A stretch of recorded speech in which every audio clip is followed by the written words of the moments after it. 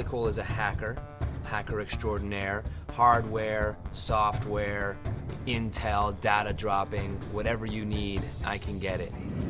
New and improved. It's sort of like your SMI Lite when you're on the ground. Data transmissions, drone controls, scanning. Gotcha. All you gotta do is slave it to the SMI, do a couple of calibrations, and you're good to go. Thanks, Charlie.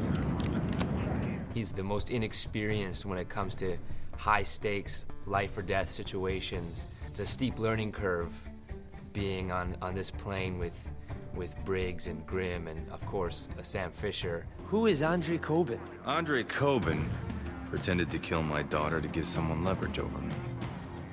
Whoa. How is he even still alive? Good question.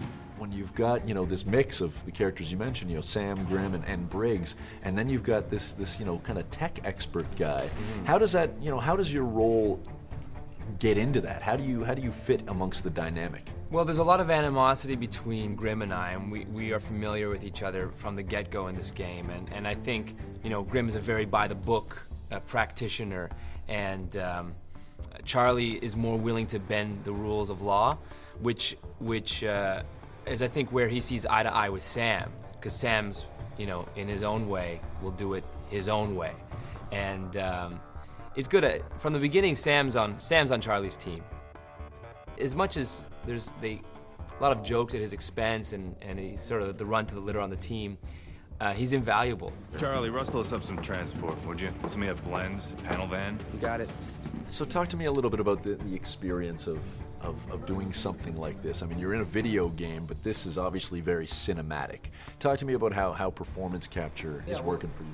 It's super cinematic, but it's also like doing theater. I mean, you don't have anything. Like, I don't know how much you can see around here, but this is our set. It's a big carpet. It's exactly like playing in the basement when you were a kid. You are imagining everything. All of a sudden you have panels here, and you gotta challenge the animators to, like, I'm just gonna do this now, and later you're gonna have to make sure that it looks like my fingers are doing something. So you get to let your imagination run wild and just play in this sort of like empty space. It's more like theater, but most like playing in your basement as a kid. And obviously when it comes to the nitty-gritty of what Splinter Cell Blacklist is about, it's the exact opposite of playing around. When you think about, kind of the scope of this game and how feasible the threat is, how much do you attach yourself to that idea?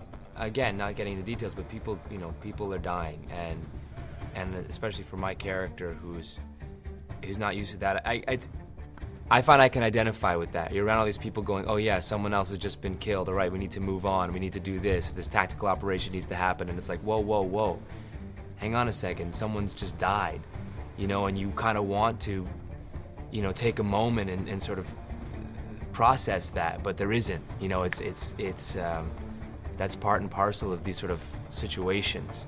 The collateral damage is gonna happen.